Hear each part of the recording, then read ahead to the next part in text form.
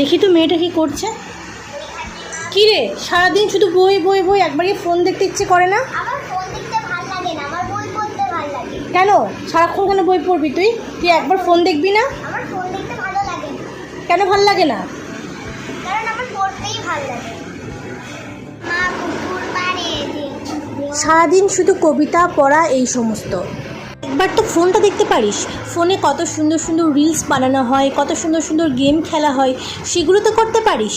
সারাক্ষণ কি পড়া পড়া পড়া? হ্যাঁ, বইয়ে রবীন্দ্রনাথ ঠাকুর নজরুলের কবিতা পড়তে ভালো লাগে। কি হবে ওই সমস্ত পড়া পড়ে? রবীন্দ্রনাথ নজরুল এদেরকে তুই চিনিস? আর চিনে বা কী হবে, কে এরা? আর সারাদিন শুধু পড়া পড়া পড়া করে কী হবে? এখন তুই নতুন যুগের মেয়ে, সারাক্ষণ ফোন দেখবি, রিলস করবি, এইগুলো তো এখন করবি। সারাক্ষণ তুই পড়তে বসবি কেন? পড়াশোনা করতে ভালোবাসি। না, পড়াশোনা করে তো কিছু হবে না, পড়াশোনা করার কি দরকার? সারাদিন ফোন দেখবি, আমি ওইটাই চাই। আমার ফোন দেখতে ভালো লাগে না। আর তো ফোনটা দেখতে পারিস, সারাক্ষণ শুধু বই আর বই। আমার বই পড়তেই ভালো লাগে মা। পড়াশোনা করে বড় হয়ে চাকরি করে আমি নিজের পায়ে দাঁড়াবো, তারপরেই তো তোমাদেরকে দেখবো মা। তোর মধ্যে যদি সবাই কথাটা বুঝতো, তাহলে তো সমাজটা অন্য জায়গায় চলে যেত। ঠিক কেমন লাগলো ভিডিওটা? ঠিক যদি এরকমটা হতো খুব ভালো হতো না? ঘরে ঘরে এখন একই গল্প, সব বাড়িতেই একই, সারাদিন ফোন নিয়ে সবাই বসে থাকে।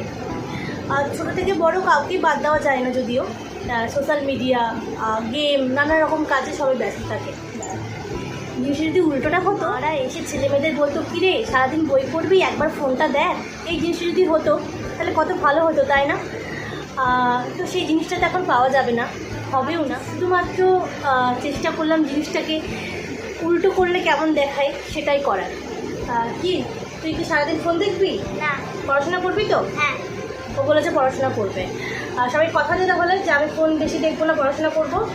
আমি ফোন বেশি দেখবো না, পড়াশোনা করবো। আচ্ছা, ঠিক আছে। ভিডিওটা কেমন লাগলো জানাতে একদম ভুলবে না। সবাই লাইক করো, কমেন্ট করো, শেয়ার করে দিও কিন্তু। আচ্ছা, ও যখন বলেছিল তখন শেয়ারও করে দিও। সবাই খুব ভালো থেকো, টাটা। টাটা।